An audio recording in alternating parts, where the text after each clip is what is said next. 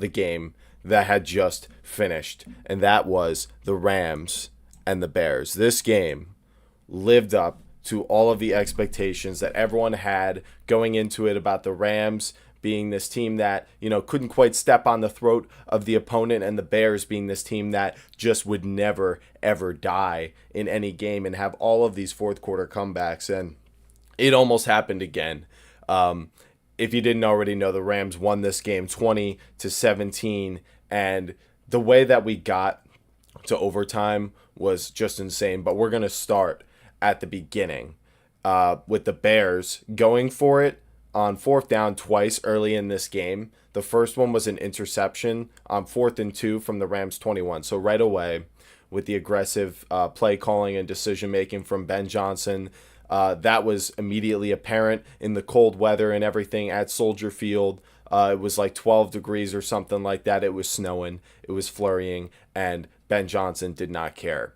The Rams should have dropped the interception for field position, but nonetheless, the teams would go to trade long touchdown drives following that failed fourth down attempt. And then the Bears, with their next drive, would get stuffed up the middle on 4th and 1, going for it again from the Rams' 32-yard line. So leaving 6 points on the table right there. But during that sequence of events for the Bears, following the Rams' first touchdown drive, their next couple drives would go for only 3, 6, and 4 plays. So the Bears defense was doing a very good job, especially early on in this game, of stopping this Rams offense and really leaning into the elements of that home field advantage, which I thought was really, really cool to see. The Rams making the most of their home field because it was just an awesome playoff atmosphere. But like I said, the Rams, they were struggling on offense. The Bears, they were sending pressure, and it's really slowed things down for everything. But the Rams, they were 3-7 on third down in the whole first half, and the Bears were 3-8. So nobody really got much going throughout the whole first half, and it ends tied 10-10 as both teams would go on to trade field goals at the very end of the game. And then we headed to the second half that everyone expected to be where things really heated up. And although there weren't that many points, things certainly heated up. So there was no real turnovers in the first half. That didn't really matter too much. But it became a huge factor in the second half. Especially for the safety, not for the turnovers, but just for all of the defensive plays. Brisker on the Bears, that dude was doing everything: sacks, TFLs, pressures. But the Bears were driving the ball down the field, and with a few risky throws from Caleb, it results in an interception. I believe that was in the third quarter that we ended up getting that interception. I'm scrolling to it right now just to confirm for you guys. Yeah, it was at near the end of the third quarter, 4 plays into the drive, but the Rams still go 3 and out. And their whole third quarter was just garbage for the Rams. 5 plays, 3 plays, 3 plays. And that whole third quarter just really disintegrated. And that interception was unfortunate because it was an opportunity for the Bears to jump ahead. But now the Bears are driving down the field again after the Rams score a touchdown in the beginning of the fourth quarter. In their first drive, they go 14 plays, 91 yards, and it's capped off by a Kyren Williams second touchdown of the game, who they really leaned on in this one. And I think we thought that would happen considering the environment and the Bears' weaknesses across the defensive front is that run game was going to have to work, and it did. So the Bears are trying to respond, and they get all the way down to the 4-yard line. And time is running out, right? We're at single minutes left in this fourth quarter. And, they decide to go for it. They still had 3 timeouts. I think there was like 3 minutes left total. And I was really surprised because there were some really spectacular plays from Caleb to get them down there. You could have maybe got him on the move to try to score there. But they were using Swift instead of Manangai running the ball. And he just kept getting stuffed and stuffed and stuffed. And although Swift is a pretty decent back, I wouldn't say that he's, the guy you want to be using down at the goal line. So I thought that was interesting. And so on fourth down, they go for it again. And they run a quick pass and are denied by this Rams defense. And it's just like, oh man, you know the game's not over, but you're like, you really, wish, out of all the times you had gone for it on fourth down, that maybe just, one of those were a field goal. They did kick one field goal, in the first half, but you know what I mean. And I wondered why they ran the play that they did. It's Ben Johnson. Who am I to question him? But they ran a quick pass, which, I'm not saying the quarterback can't scramble, but on a play like that, you're not really assisting him by doing any kind of play action or misdirection or something to kind of get him on the move. And I really feel like, the heart and soul of this Bears offense is Caleb's mobility and ability to extend plays, especially in an area like the red zone where, the last thing you want to do is have to account for an extra, weapon on offense. And I envisioned him scrambling in for a touchdown in that sequence, and it didn't happen. So I was really surprised by that. But they get the stop they need on defense, and they still even have a timeout. So they get the ball back with just under 2 minutes remaining, because even though the Rams did get a first down in that chunk, like I said, they were able to get the stop, and it's a bad punt. So they get the ball around midfield, and this is where it feels like, okay, the last drive we knew there might still be time, but this is the game right here, this drive. And Caleb Williams was absolutely spectacular on this drive. I mean, first he gets an incompletion, but then an 18-yard strike down the middle of the field to Colston Loveland. They get a 12-yard run with DeAndre Swift that gets another first down. A 6-yard quick slant to Luther Burden. Now they are approaching the red zone again, and they're at the 20-yard line. The 14 after that completion. But then 2 straight incompletions leave them with 14 seconds left. Or at 18, and it's 4th down and 4 from the Rams' 14-yard line. And everyone knew, as I said, that the Rams were known for coming back in these games and all that kind of stuff, and that there was always some spectacular play or something like that from Caleb, or really just from Caleb. And this was the moment, so everyone's holding their breath.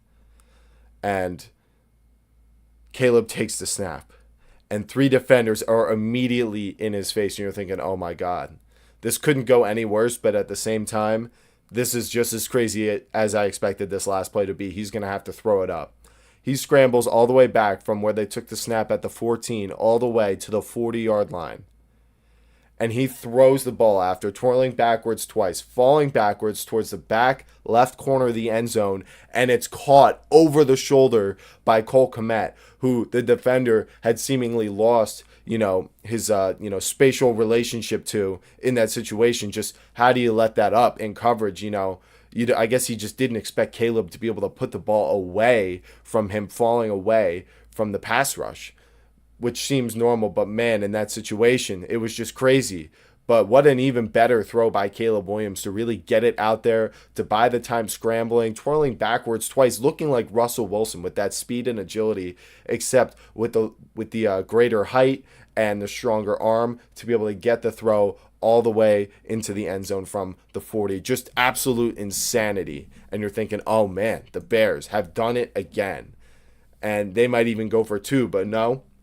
They decide to kick the extra point and go into overtime, and that's how they proceeded. So a miracle comeback to tie it and send it to overtime. So what happened when we got to there? Well, the Rams, the Bears won the toss, and they deferred to the Rams. So the Rams get the ball first, which is not ideal, and they go 3 and out. And this is why, because now the Bears can win with just a field goal, and they go 10 plays, 12 yards to Kmet, negative rush to Swift. There's outside pitches and runs that both teams were trying to do. We're losing both teams' yardage all day. I don't know why they kept trying to do it.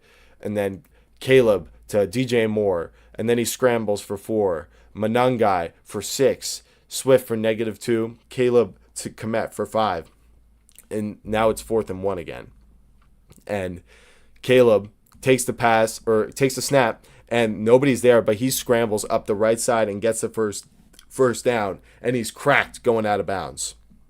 It was a clutch play by him, and you're thinking, oh man, this is it. They're gonna win this game. They're gonna get in the field goal range, but no. On the very next play, he's drifting to the right. He sees DJ Moore breaking across the middle of the field. He throws the ball, And it looks like maybe DJ Moore didn't see it coming, and Cam Curl jumps it and intercepts the pass. Unbelievable.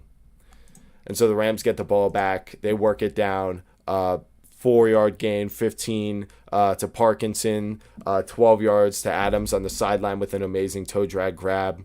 4-yard run with Corum incomplete, and then the 16-yard grab on 3rd and 6 to Puka Nakua, which he caught short of the line to gain and rumbled all the way down for 16 yards, is really what sealed the game for them. They go 3-yard run, 2 deep shot incompletions, which I didn't understand. Why even risking that?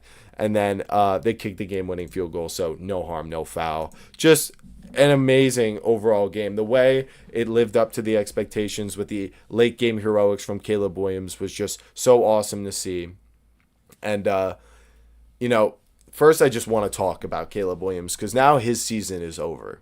And it's disappointing that they lost this game, that they lost it at home, that they had the opportunity to win, that they played so well on defense too, where the concerns really were.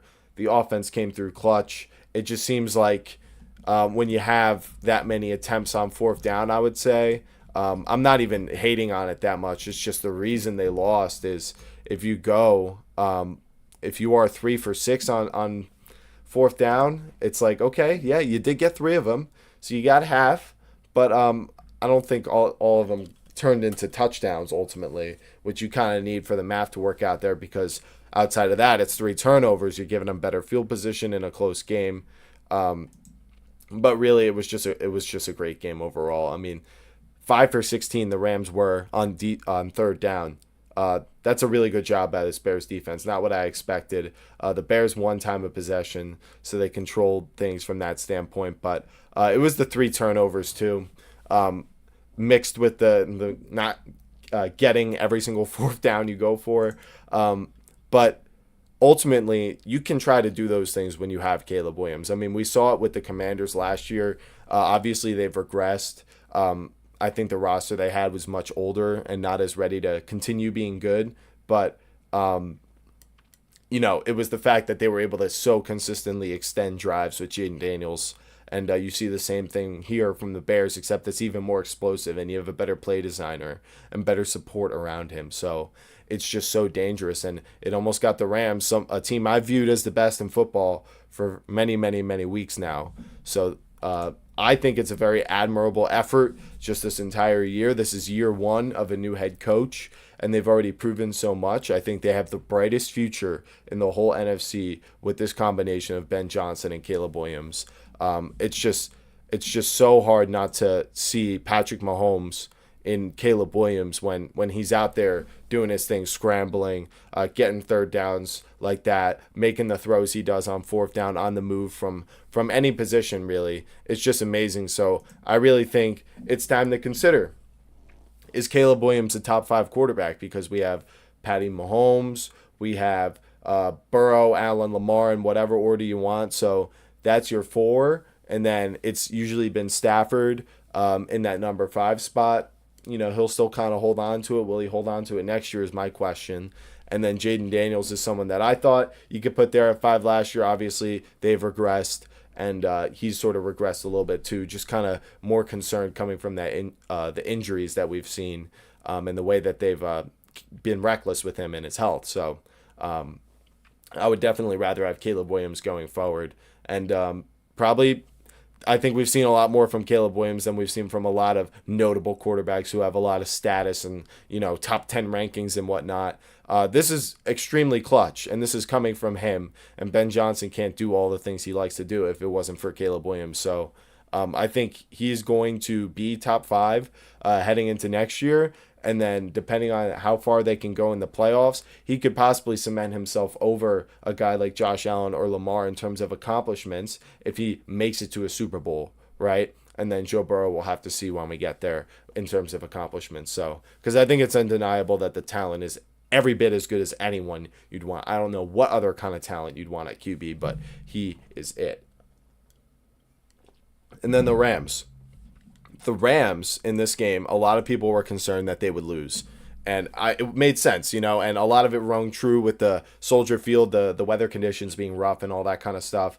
It slowed down things, and it gave an advantage to the Bears. But, the fact that they survived it, I think is really, really telling that they were able to come into the perfect situation for the Bears, a team that is just so lethal. And although they did let them back into the game in a sort of way at the end, the way they were able to contain that offense, to me, was really, really impressive. But are they ready for round 3 with the Seahawks? Because the third time the 49ers played them, I get they were still injured, further away from that week 1 team that beat the Seahawks. And the Seahawks have been much improved since then. So they've clearly surpassed the 49ers, I think, even despite the injuries. And now the Rams, who have just kind of been this steady Eddie team for quite a while now. And they've been raising their floor with adding, high level players, high value wide receivers like Devontae Adams, the defense that has grown into its own. Now you have 2 running backs with Corum and Kyren, all the tight ends and Parkinson, Ferguson. Like, they have everything they need now, but it just still feels like some of these old habits can catch up to bite them. So, comparing that to how Seattle looked in their third matchup in their playoffs coming off the bye, it's just really concerning because I'm not going to lie, it's kind of hard not to say Seattle looks like the best team right now because I felt like the whole season it should be the Rams, and I want to dig my heels in, but Seattle looked so good last week, so it's definitely a big concern for me. So, quickly, I'll just go over some of the stat leaders from that game, just so I can get that to you guys. Yeah, the 3 interceptions by Caleb Williams. One of them didn't matter, but 2 of them, were definitely costly. 257 passing yards and 2 touchdown passes. Compare that to Stafford, who was 20 of 42, 258. No interceptions, no touchdowns. People were concerned about his interceptions. The Bears outrushed the Rams 160 to 111, and they had more carries. Higher yards per carry as well. Caleb had 40. Swift had 76. Monangai had 36. And then for the Rams, it was just Kyren and Corum just chewing it up. Kyren, 21 for 87 on the ground with the 2 touchdowns. Colston Loveland in the receiving game, he was pretty effective for some big gains today. DJ Moore, 5 for 52 and a touchdown. And then Parkinson and Nakua both leading the Rams in receiving with 56. Stafford did lose 2 fumbles, but he did recover both of them. And then in terms of sacks, the Rams had none and the Bears had 4. They were able to get a lot of pressure, sending these corner blitzes and stuff like that. Brisker, 1 TFL, 1 sack, 2 passes defensed, and a QB hit, 14 total tackles, and 8 solo. He had a hell of a day, Jaquan Brisker. So some new names that are entering, new status in terms of their positions. But overall, what an amazing game. But I think it's time to move on to the next one. And this is